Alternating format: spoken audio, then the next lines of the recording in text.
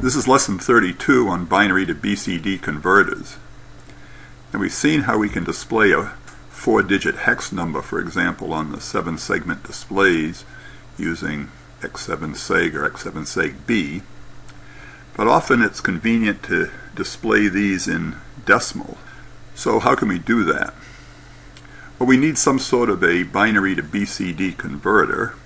That is, it will convert a binary number to the corresponding decimal number using BCD or binary coded decimal digits. Binary coded decimal digit is just the digits 0 to 9 represented as 4-bit numbers. For example, here's the hex numbers 0 to F, and here's the corresponding BCD numbers 0 to 9, and then when we get to A, we want to display it as 10, 11, 12, 13, 14, and 15, you see. So 4-bit binary numbers can go up to 9, 1, 0, 1, 0, and then we have to go to the next digit. In this case, the 1 becomes, the tens digit. Well, this is a simple conversion. We could use Carnot maps, for example, to find logic equations for P4, P3, P2, P1, P0 to make this little converter.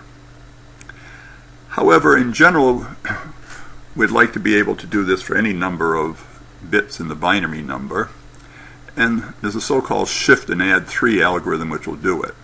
For example, suppose we want to convert 11111111, that is FF, to a decimal binary coded decimal number. Well, we know the answer is 255, so the hundreds will be 2, the tens will be 5, and the units will be 5. Well, the algorithm is to shift the binary number left 1 bit, and then if 8 shifts have taken place, then the answer will be in these hundreds, tens, and units bins here. And if the binary number in any of these BCD digits after you've done the shift is 5 or greater, then you add 3 to that value in the BCD column. And then you go back and shift it again. So you're going to shift 8 times. So let's follow these steps for the hex number FF, that is 11111111. If we shift 1 to the left, it becomes 1, that's less than 5. Shift it again, it's 3, still less than 5. Shift it a third time, we have a 7, greater than 5, greater than or equal to 5, so we add 3 to get 10, 1, 0, 1, 0. Shift them all again, this is 1, so that's less than 5. Here we have 5, so we add 3 to get 8. Shift it again, we have 1, 1, that's 3, less than 5. We have 1, less than 5, so we don't add at all, we just shift again. Now we have 6 in the tens bin, so we add 3 to 6 to get 9. Here we have 3, that's less than 5, so we leave it. Shift again, we have 1, 2, it's okay, 7, so we add 3 to get 10.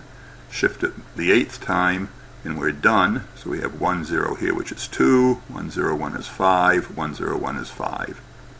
So we get 255 for the decimal equivalent of FF. So that's how it works. Now, how can we make a logic circuit to do this?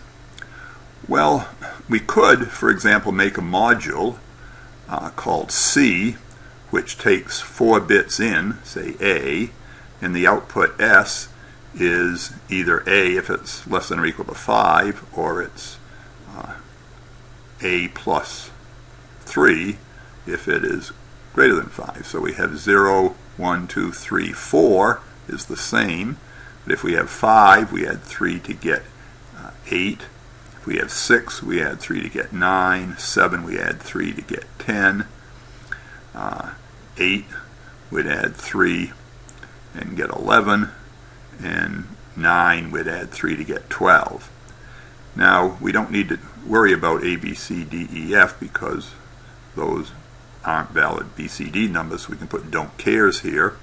And you could, if you wanted to make such a module, find the Carnot maps for each of these and actually implement this module. Well, if you had such a module, then you could arrange them this way to do this conversion all as a combinational circuit. So you see how it works. We put in our FF again. Now we can shift it 3 bits to the left because we saw that if you shift it 3 bits, that's the first time you'll get a number that's greater than or equal to 5. In this case it's 7. So 7 plus 3 is 10. And now to shift everything left, that's the same as shifting the C module right.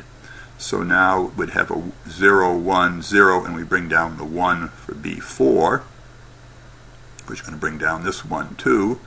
So now the input here is 1, 0, 1, or 5. So we'll add 3 to get 8. Shift by moving this module over. We don't need to add another module here because the maximum we can have is 3 at this point. So now we have a 0, 0, 0, 1. Well, that just stays the same, 0, 0, 0, 1. Now we'll need another module, C6, in addition to C4. We shift them all right 1 bit. So we'll have 0, 0, 1, 1. That's a 3. We don't need to do anything, so that stays the same. Here we have a 0, 1, 1, 0, which is 6. So we add 3 to get 9. 1, 0, 0, 1. Bring down the 1. 0, 1, 1, 1 is 7. Add 3 to get 10. 1, 0, 1, 0. Here we have 1, 0, 0, 1, which is 9. The 1 just comes down, so we just have 0, 1, 0, 0, 1, 0 coming into C7, which is 2. So that just comes down, and so we're done. Here we have 1, 0, which is the hundreds, which is 2. 0, 1, 0, 1 is 5, which is the tens, and 0, 1, 0, 1 is the 5. Okay, let's see if we can describe this algorithm in a way that we might be able to implement it, say, in BHDL. Here, this shows the steps of converting a 6-bit binary number to BCD. Let's try 3F. That's shown here, so all 6 ones. We know the answer is going to be 63. And here's the algorithm. Now what we're going to do is we're going to define Z, a variable Z, say 13 down to 0, that covers the tens and the units plus the binary number. And we'll clear this all to 0 to begin with. Then we need to shift B left 3 bits. 1, 2, 3. We know we have to shift it 3 times before the units can be 5 or greater. And we can say Z 8 down to 3. Here's 8, 7, 6, 5, 4, 3 is equal to B 5 down to 0. 5, 4, 3, 2, 1, 0. So that's the same as shifting B left 3 bits. Now we've already shifted 3 times. We need a total of 6 for this 6-bit binary number, so we have 3 more shifts to do. So we'll do 3 times. We check to see if the units is greater than 4. If so, we add 3. Well, 7 is greater than 4, so we add 3 to get 10. And then we shift Z left 1 bit. So here's our first shift. Now 5 is greater than 4, so we'll add 3 to get 8. And then we'll do our second shift.